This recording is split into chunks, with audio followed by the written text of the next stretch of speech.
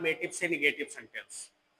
कल छोटा सा टॉपिक चला था आप लोगों का रिमूव एडवर्ब TOO, और आज आप लोगों का चल रहा है दूसरा टॉपिक होता है remove affirmative to negative sentence.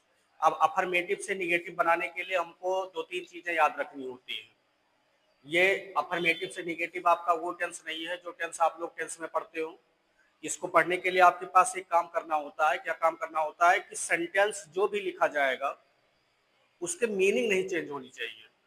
ये बात हमको आपको अच्छे से याद रखना है कि सेंटेंस में चाहे जो भी हम आप बनाएंगे इसकी मीनिंग चेंज नहीं होनी चाहिए। अगर मीनिंग चेंज हो गई तो हमारा सेंटेंस गलत हो गया। और इसलिए ऐसे सेंटेंस को बनाने के लिए हमको सबसे पहले जरूरत होती है, अगर वाक्य में कोई वर्ब, एडजेक्टिव या एडवर्ब आया है तो हमें इन सब का अपोजिट लिखना होता है। पहला टॉपिक, पहला काम है कि अगर कोई सेंटेंस में वर्ब आया है, एडजेक्टिव आया है, एडवर्ब आया है तो हमें इसका सबसे पहला काम करना है कि अपोजिट लिखना है। दूसरा काम, अगर किसी वाक्य में ऑलवेज आया है तो ऑलवेज के स्थान पर हमको यूज कर देना होता है नेवर।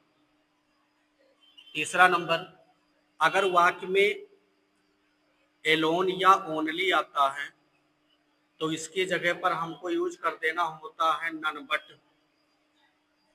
चौथा काम, अगर हमारे वाक्य में एज सोन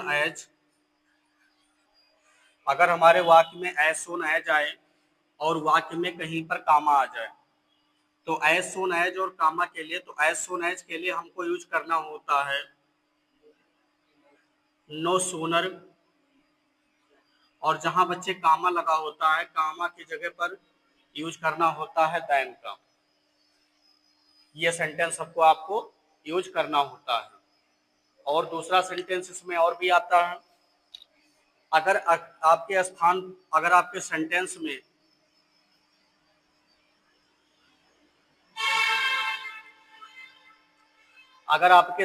में व्हेन का यूज आया है तो व्हेन के लिए आपको यूज करना होता है बट का।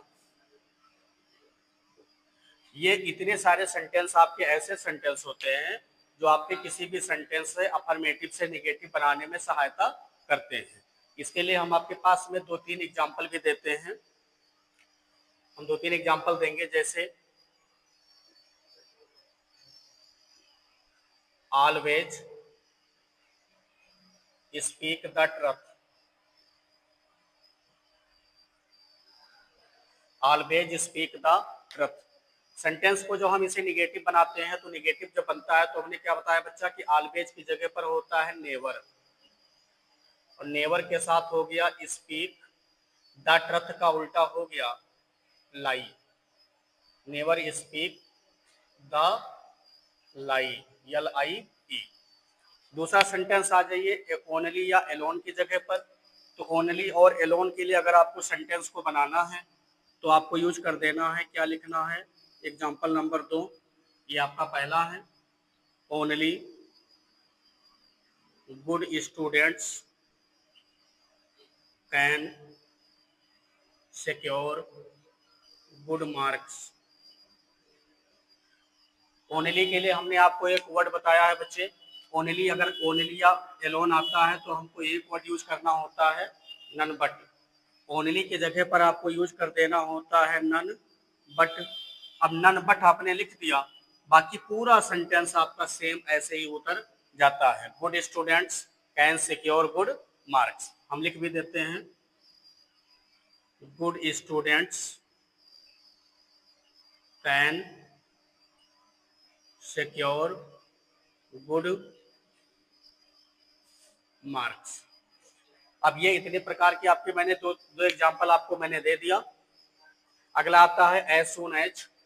एज सून एज के लिए भी थोड़ी सी जगह होगी, बना सकते हैं as soon as he saw me comma he ran away. Sentence को जब भी आपको बनाना है, हमने बताया है एज सून एज की जगह पर नो सूनर लगाना है। अब नो सूनर के बाद बच्चे हमने देखा क्या कि हमारे सेंटेंस में सा लगा है, तो सा के लिए आपको एक काम करना होता है, डिड का यूज करना होता है। नो सूनर डिड ही, और सा का बन गया सी, सी मी। फिर यहाँ मैंने बताया था, ऊपर लिखा हुआ है ना कि कामा की जगह पर देन का प्रयोग करना है। कामा हटा दिया, देन लगा दिया, देन ही रैन अवे। तो ये हो गया आपका अफर्मेटिव से निगेटिव सेंटेंस। आप लोग अच्छे से इसको कॉपी में नोट कर लीजिए, और आपको कितने स्तर तक समझ में आया इसको आप लोग कमेंट बॉक्स में जरूर बताइएगा। आपका रोल नंबर 3 यानी असर्टिव टू इंट्रोगेटिव आपके अगले वीडियो में दिया जाएगा। तब तक के लिए थैंक यू, टेक केयर।